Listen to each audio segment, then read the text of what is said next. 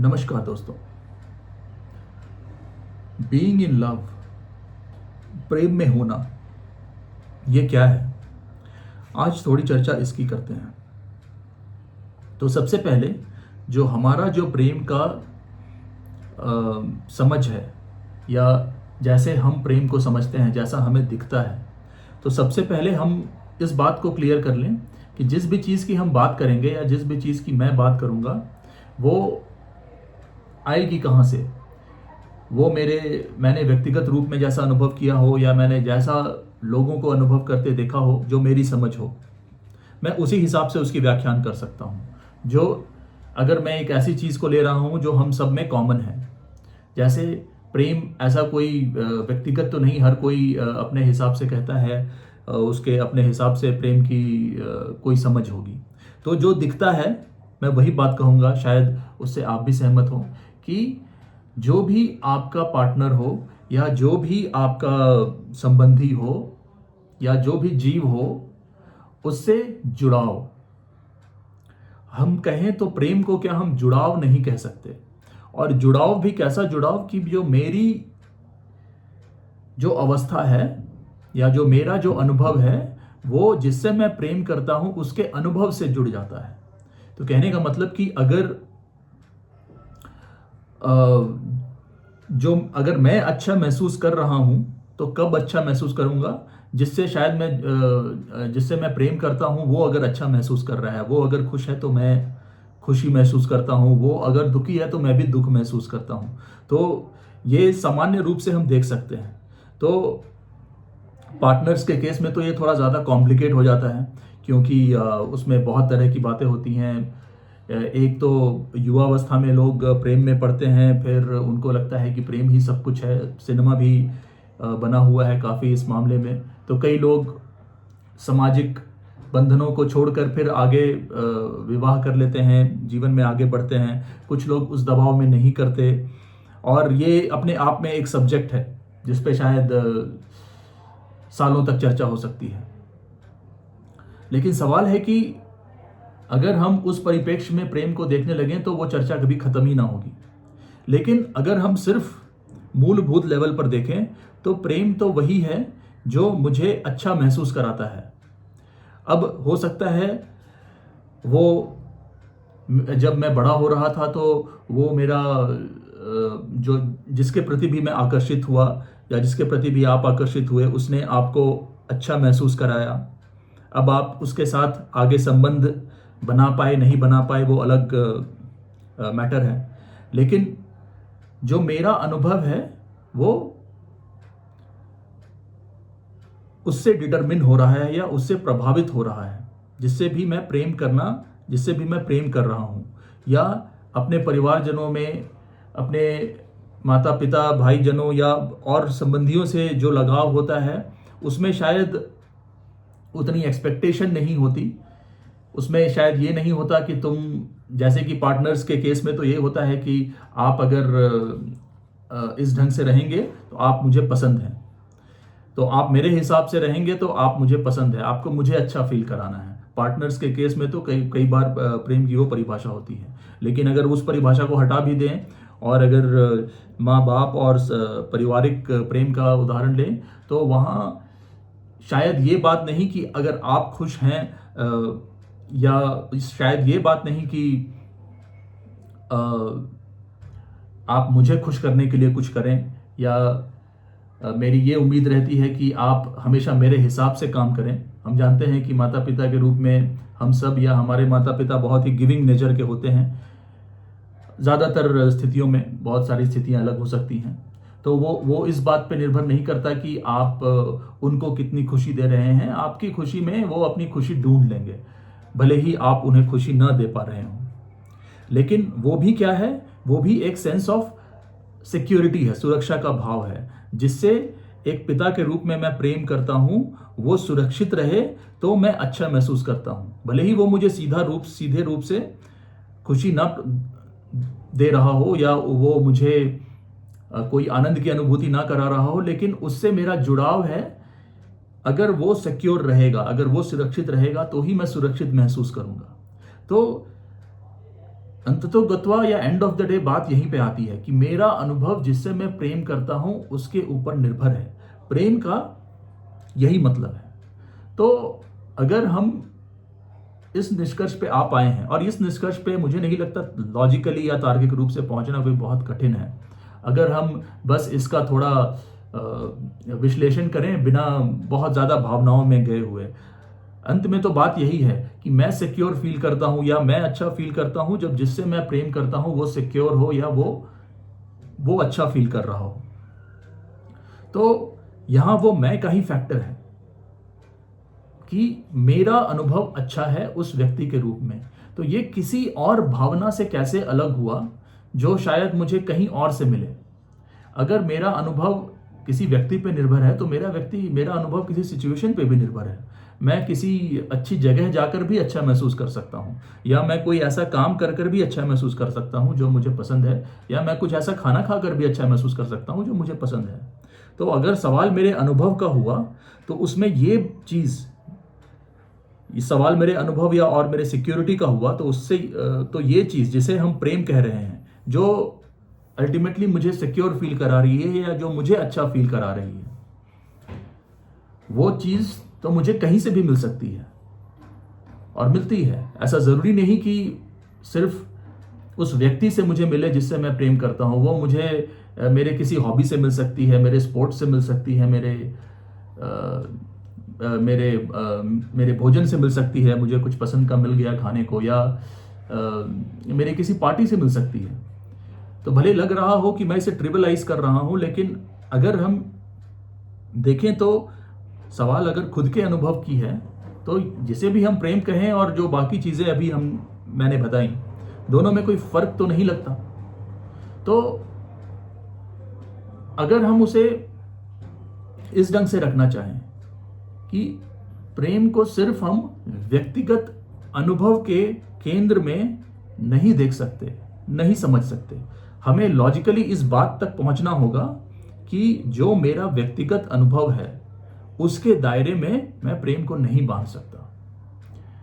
तो इस निष्कर्ष पे पहुंचने के बाद अब अगर मैं आगे देखूं या आगे विश्लेषण करने का प्रयास करूं या इंक्वायर करने का प्रयास करूं कि प्रेम है क्या, तो चलिए एक नॉर्मल सा जीवन से शुरू करते हैं। और ख़ास बात यह है कि जो सेल्फ लर्निंग का प्रोसेस हम कर रहे हैं, या जो सेल्फ इंक्वायरी का प्रोसेस कर रहे हैं, या खुद को जो जान रहे हैं, वो उसमें स्वाभाविक रूप से आप देखेंगे कि उस इंक्वायरी में पूरे मानवता की इंक्वायरी आ ही जाएगी। क्योंकि हम ये कह भी चुके हैं कि साइकोलॉजिकल स्तर पर भले ही हम एक दूसरे से कितने भी भिन्न प्रतीत हों, लेकिन साइकोलॉजी पूरे मानव की एक ही है। मेरा उससे जुड़ाव उसे मेरा व्यक्तिगत बना देता है। लेकिन जो भी साइकोलॉजी या भावना है वो तो हर किसी के लिए उपलब्ध है। मैं उस भावना से कितना जुड़ता हूं वो मेरे ऊपर है। अब अगर हम इसे यहां से आगे बढ़ते हुए हम सामान्य रूप में अगर जीवन को देखें तो मैं लोअर क्लास से हो सकता हूं, मिडिल क्लास से हो सकता हूं, या अपर क्लास से हो सकता हूं आर्थिक रूप से। तो अगर मैं लोअर क्लास से हूं तो मेरे लिए क्या ज़रूरी है? मेरे लिए मेरा सर्वाइवल ज़रूरी है। मुझे सर्वाइव करने के लिए जो भी ज़रूरी है वो करना है। मुझे अगर ये नहीं पता कि मैं कल का भोजन कैसे प्रबंध करूँगा, तो मेरे लिए सबसे महत्वपूर्ण चीज़ वो है। तो सबसे पहले अगर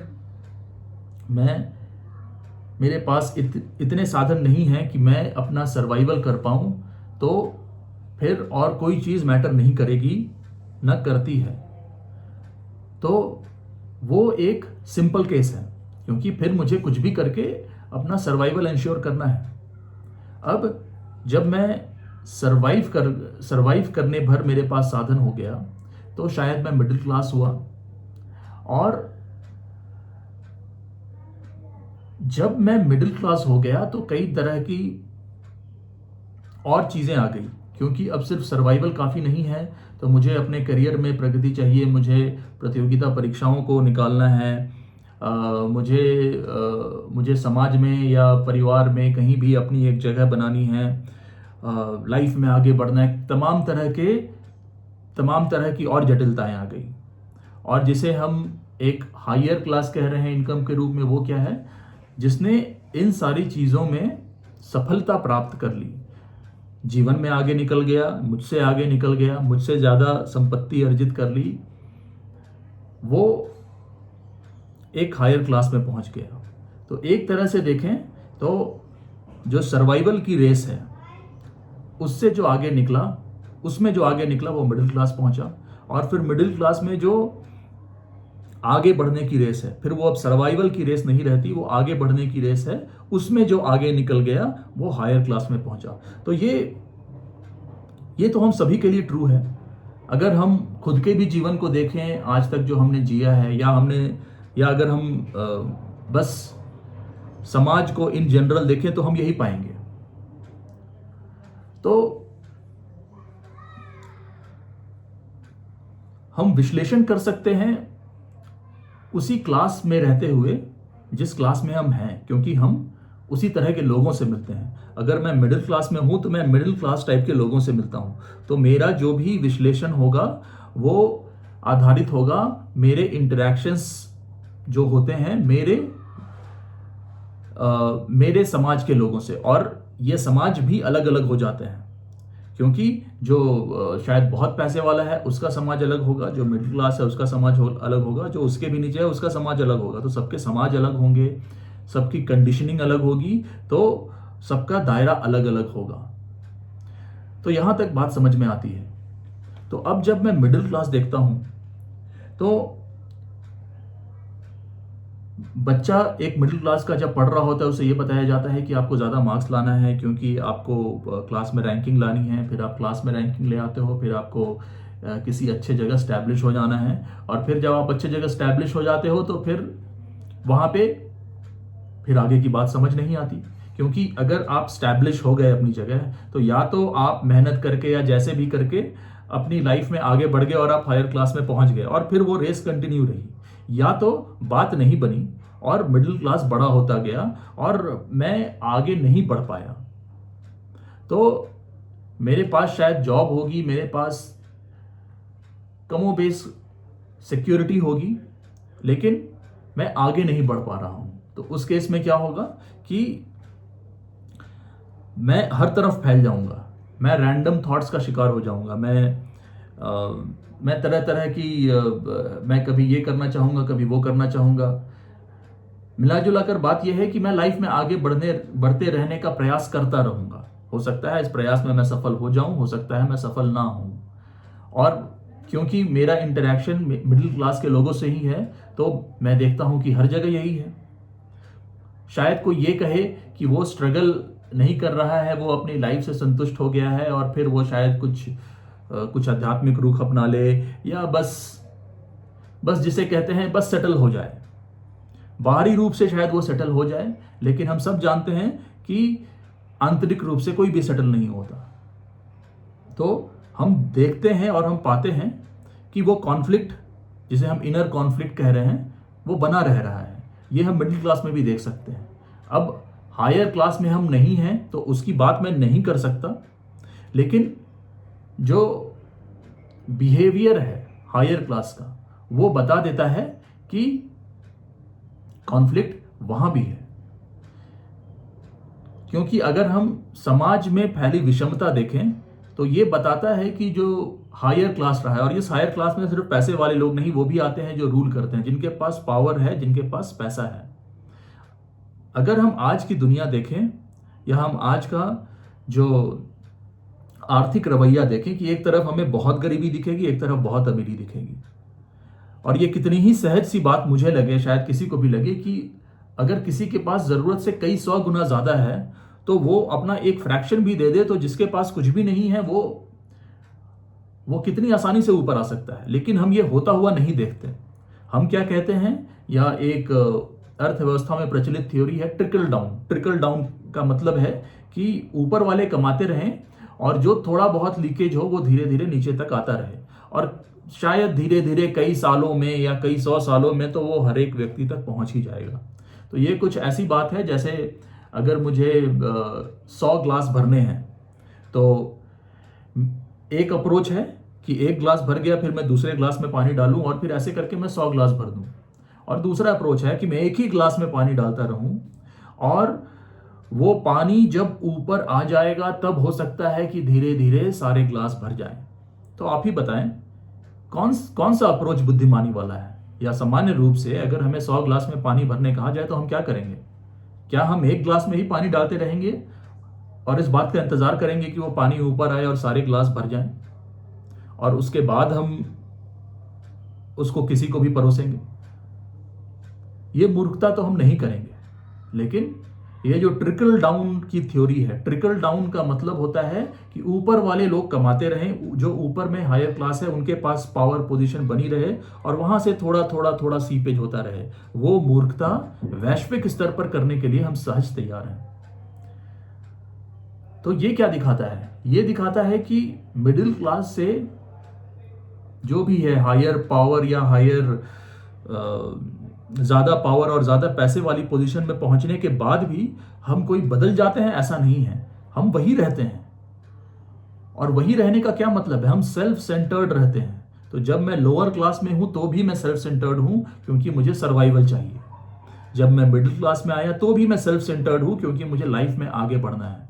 और जब मैं हाई क्लास में गया और मैं लाइफ में आगे बढ़ गया तो भी मैं सेल्फ सेंटर्ड हूं क्योंकि मुझे या तो अपनी पोजीशन बना के रखनी है या तो अपनी लेवल के दूसरे लोगों से आगे बढ़ना है।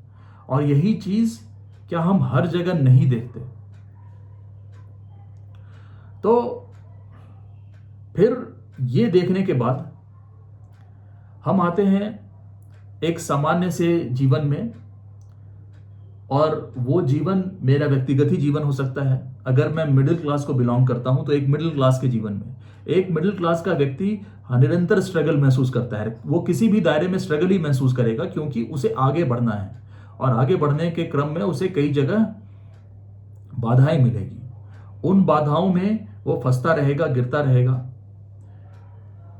और फिर उन बाधाओं को पार करने के लिए वो ट्रेनिंग लेगा, खुद में डिसिप्लिन बनाएगा। तो ट्रेनिंग और डिसिप्लिन से वो शायद थोड़ा थोड़ा आगे बढ़ता रहे, लेकिन ज्यादातर केस में वो एक स्तर से आगे नहीं बढ़ पाएगा। कितनी भी ट्रेनिंग, कितनी भी डिसिप्लिन लाइफ में ले आए, लेकिन वो एक स्तर से आगे नहीं बढ़ पाएगा। तो वो चीज, वो जो इनकम्प्लीटनेस है, वो जो आगे ना बढ़ पाने की जो अधूरापन है वो बना रहेगा। फिर शायद वो आध्यात्मिकता का सहारा ले और शायद उसे लगे कि अब आध्यात्मिक होकर मैं एक एस्केप रूट खोज लूंगा, या मुझे शायद ये लगे नहीं कि मैं एस्केप रूट या मैं भाग रहा हूं क्योंकि मैं आगे नहीं बढ़ पाया तो चलो अब मैं दूसरी चीज पकड़ ले रहा हूं। शायद ये हो सकता है, या एक जेन्युइन सी भी चाहत हो सकती है कि नहीं, ये क्या है, ये चीज क्या है। हो सकता है ये भावना मेरे अंदर आए कि मैं क्यों भागा जा रहा हूं, मैं ठहर जाऊं और मैं इन चीजों को समझना चाहूं। इनमें से कोई भी चीज हो सकती है, लेकिन आध्यात्मिकता की तरफ जाने का जो मोटिव है वो या तो वो विवशता हो सकती है, इस बात की विवशता कि मैं सब कुछ कर रहा हूं फिर भी मैं सेटिस्फाई क्यों नहीं हूं, मैं संतुष्ट क्यों महसूस नहीं कर रहा हूं। और ये जो आध्यात्मिकता के पीछे या आध्यात्मिकता को अपनाने का वजह, या हम कहें मटेरियल वर्ल्ड से एक डिस्टेंस बनाने का वजह, ये किसी भी क्लास में हो सकता है अगर हम देखें तो इसीलिए हम देखते हैं कि जो आध्यात्मिक किस्म के व्यक्ति हैं वो आपको हर बार हर क्लास से मिलेंगे, क्योंकि ये जो समस्या है कि ये स्ट्रगल है क्यों, ये किसी भी क्लास में आ सकती है। हाँ, ये जरूरी है कि उसके लिए पेट भरा होना चाहिए। अगर जो जीवन में सरवाइव करने की ज़रूरतें हैं वो पूरी हो रही हैं, तो ये भावना कहीं भी आ सकती है कि ये स्ट्रगल क्यों। और जब ये स्ट्रगल क्यों यहां से बात शुरू हो, तब एक तरह की आध्यात्मिकता है। और मैंने बहुत ट्रेनिंग कर ली, डिसिप्लिन कर लिया, उससे तो काम नहीं बन रहा, तो चलो अब मैं आध्यात्मिक हो जाता हूं, या मैं कोई क्रिया या पूजा पाठ अपना लेता हूं जिससे जो मैं चाहता हूं वो हो जाए। वो दूसरे किस्म की आध्यात्मिकता है। तो हम जिस तरह की आध्यात्मिकता आज देखते हैं वो उस तरफ की आध्यात्मिकता है, जो वही मूवमेंट है जो कुछ पाना चाहता है लेकिन उसने उसका तरीका बदल लिया है। एक तरीका यह है कि मैं खुद को डिसिप्लिन करूं, खुद में मेहनत करूं और चीज़ों को प्राप्त करने का प्रयास करूं। और दूसरा तरीका यह है कि मैं उसके लिए कोई अनुष्ठान कर लूं, मैं उसके लिए कोई पूजा पद्धति या कोई क्रिया या जो भी मेरे धर्म के जो प्रैक्टिस होते हैं उसे अपना लूं। तो अगर हम देखें तो ज़्यादातर जो प्रचलित आध्यात्मिकता है वो वैसे ही दिखती है। वो कुछ पाना चाहती है मटेरियल वर्ल्ड में। और जो इस आध्यात्मिकता की हम बात कर रहे हैं, जो इससे निकली है कि लाइफ में स्ट्रगल क्या है, वो कुछ और पाना चाहती है। वो शायद मटेरियल नहीं पाना चाहती, लेकिन वो शायद इस बात का जवाब चाहती है कि ये स्ट्रगल क्यों है। तो दोनों में चाहत है, दोनों में सेंस ऑफ बिकमिंग है। अब इस सेंस ऑफ बिकमिंग से प्रेम की परिभाषा तक हम कैसे पहुंचे, इस यात्रा को अगले वीडियो में जारी रखते हैं। धन्यवाद।